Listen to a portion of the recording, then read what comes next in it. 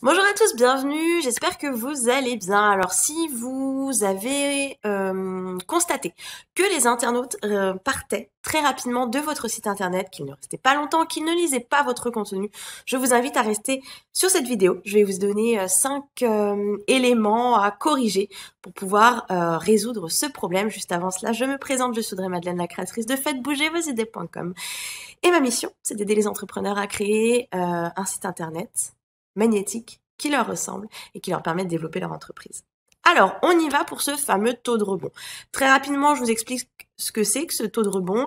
C'est juste en fait les internautes qui arrivent sur votre site internet et qui partent tout de suite après en fait avoir vu en ayant vu uniquement un seul de vos contenus, une seule page. Par exemple, l'internaute clique sur un lien, il arrive sur un article de votre blog et il repart tout de suite après. C'est pas vraiment l'idéal puisque ça impacte votre référencement naturel et évidemment, votre objectif, c'est de faire en sorte que les internautes lisent un maximum de contenu de votre part pour qu'ils puissent vous connaître, pour qu'il y ait ce lien de confiance qui puisse se créer et qu'au final, ils puissent vous contacter. Alors juste pour que vous puissiez vous situer, je vous invite à aller consulter votre outil de suivi de données, genre Google Analytics, et de regarder un petit peu où est-ce que vous en êtes par rapport à ce taux de rebond. Pour vous donner un point de repère, je vais vous donner des statistiques. Donc si vous êtes entre 0 et 25% de taux de rebond, c'est excellent, mais ça se peut qu'il y ait un petit souci par rapport à ça, un problème de configuration au niveau de votre outil de statistiques. Donc, essayez de checker que tout est bien OK. Si vous êtes entre 26 et 40%, c'est vraiment top. Et si vous n'y êtes pas, sachez que c'est l'objectif que vous devez chercher à atteindre. Ça veut dire que vos internautes aiment votre contenu. C'est un contenu qui les intéresse, qui les retient. Si vous êtes entre 41 et 55%, voilà, c'est pas mal. La plupart des sites tournent autour de ces chiffres-là. Vous pouvez faire mieux, mais c'est déjà très bien. Si vous êtes entre 56 et 75, c'est un taux qui est quand même plus élevé que la normale, comme on vient de le voir à l'instant. Cependant, si vous êtes principalement blogueur, si vous avez principalement un blog par exemple, avec une publication régulière, si les internautes qui arrivent sur votre site sont des internautes qui sont récurrents, qui sont fidèles. Voilà, ce sont des choses qui peuvent expliquer d'avoir un taux de rebond entre 56 et 75%. Ça dépend vraiment du type de site que vous possédez et de votre cible. En revanche, si vous êtes au-dessus de 76%, là, franchement, c'est trop élevé. Il faut faire quelque chose. C'est pas bon du tout. Alors, maintenant que je vous ai donné un petit peu ces quelques points de repère, on va rentrer dans le vif du sujet et je vais vous donner 5 raisons pour lesquelles votre taux de rebond est peut-être tout pourri. Alors, la première raison, c'est peut-être le temps de chargement de la page. J'en ai parlé plusieurs fois. Vous pouvez aller fureter sur mon blog. Vous verrez quelques articles dessus, notamment pour corriger tout ça. Mais un site internet qui met trop de temps à charger, c'est un site internet qui perd du trafic, qui perd des visiteurs et vous perdez des prospects et des clients. Donc, il faut absolument remédier à cela. 25% des visiteurs quitteront la page d'un site qui ne se charge pas en moins de 4 secondes. Donc, vous avez très, très, très peu de chances de performer si vous avez un site internet qui est trop lent. Donc, pensez-y. Il y a des outils gratuits qui vous permettent de vérifier tout ça. N'hésitez pas aussi à les utiliser. La deuxième raison pour laquelle votre site ne retient pas, ne séduit pas les internautes qui arrivent dessus, c'est peut-être que vous abusez un petit peu trop des pop-up. Alors les pop-up, aussi appelés fenêtres contextuelles, vous savez, ce sont ces petites fenêtres, ce petit carré là qui s'ouvre sur une page web quand vous y êtes. Alors c'est une bonne solution à tester. Personnellement, moi j'ai testé et je vois que c'est moins performant que ce que je peux utiliser par ailleurs, donc j'en utilise plus systématiquement. C'est beaucoup plus rare. Donc, ce que je vous invite à faire déjà, c'est de tester parce que peut-être que vous pourriez avoir de bonnes surprises. Ça peut être très efficace, un pop-up. Il faut pas cracher dessus. Mais voilà, le tout, c'est de vous en assurer et de le faire de manière contrôlée et, on va dire, un peu élégante, c'est-à-dire que vous n'allez pas mitrailler votre internaute à peine il arrive sur votre site internet, c'est pas possible.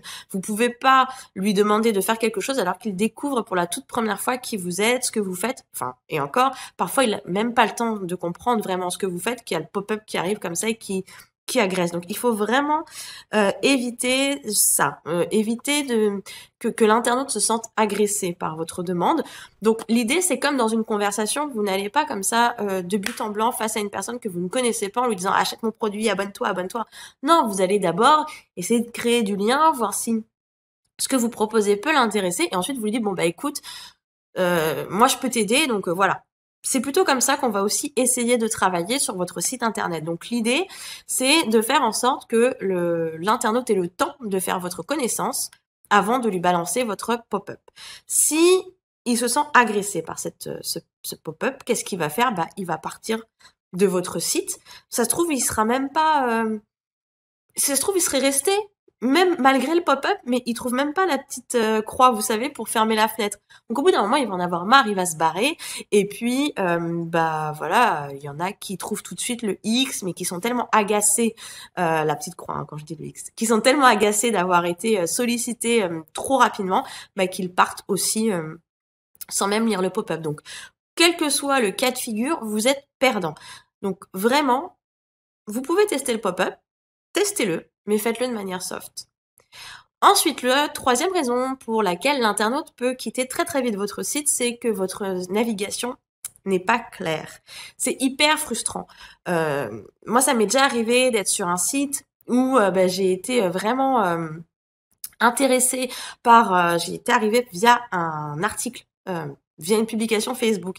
J'avais vraiment envie d'avoir le fin mot de l'histoire, de lire l'article, ça m'intéressait beaucoup. Mais quand je suis arrivée sur le site, c'était tellement bordélique que oui, j'ai lu mon article, mais je suis partie. Alors que l'article était super intéressant.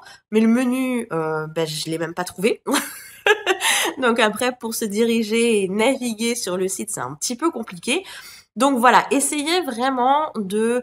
alors je sais, c'est aussi un travers que parfois certains entrepreneurs peuvent avoir, qui est de vouloir faire dans l'originalité à tout prix et qui du coup bah, font n'importe quoi au risque de perdre complètement les internautes qui arrivent sur leur site. Donc évitez de tomber dans ce travers-là. Il y a des codes à respecter, respectez-les. Votre originalité, vous la mettez ailleurs. Et puis la quatrième raison, c'est que vous pouvez aussi avoir un site qui fait un petit peu mal aux yeux. Attention à la taille de votre police, attention au contraste, attention aux couleurs. Tout ça, ce sont des choses qui vont faire que bah, si l'internaute doit faire des efforts pour lire, s'il ne se sent pas à l'aise sur votre site internet, forcément, il ne restera pas. Donc, attention à tout ça aussi. Votre image de marque, la conception de votre site web joue vraiment un rôle énorme sur les conversions et la rétention de vos visiteurs. Donc, faites attention à ça. Et puis, dernière erreur, après je vous libère, c'est que vous n'en montrez pas assez. Qu'est-ce que je veux dire? C'est que tout est OK. Imaginez, la vitesse de votre site est top, vous n'avez pas de pop-up, ou alors si vous en avez, ils sont très très bien paramétrés, bien placés. La navigation est claire, on sait parfaitement ce que vous voulez. Vos éléments de marque sont magnifiques, parfaitement intégrés à votre site internet. Mais il y a quand même un taux de rebond élevé. Alors pourquoi à votre avis? Pas tout simplement parce que vous ne mettez pas en avant votre contenu. Imaginez un internaute qui arrive sur votre article de blog parce qu'il a eu le lien sur un réseau social ou sur Google, peu importe. Il lit l'article, il le trouve super intéressant. Mais si vous ne lui dites pas Attends, reste encore un petit peu. J'ai d'autres contenus qui pourraient t'intéresser sur la même thématique. Si vous ne lui dites pas, bah, si tu veux en savoir plus sur le sujet, j'ai justement écrit un tuto là-dessus. Si vous ne lui dites pas, je ne sais pas moi, bah, que vous avez aussi des offres et qu'il peut les consulter. Bref, si vous ne parsemez pas votre site internet de liens interne pour connecter vos pages et vos articles entre eux, eh ben, vous perdez une occasion de montrer davantage de contenu intéressant à l'internaute et donc de lui donner une excuse de rester un peu plus longtemps sur votre site. Donc ça, c'est vraiment important aussi. N'oubliez pas, à chaque fois que vous avez un article, de le relier à un article plus ancien qui permet d'approfondir le sujet ou de lire sur une thématique complémentaire. Et comme ça, vous incitez l'internaute à rester plus longtemps. Voilà, j'ai fini pour cette vidéo. J'espère qu'elle vous a plu, qu'elle vous a intéressé, que vous avez quelques pistes pour améliorer le taux de rebond de votre site internet. Je vous dis à très bientôt. Merci d'avoir été au bout de cette vidéo. À très vite. Bye bye.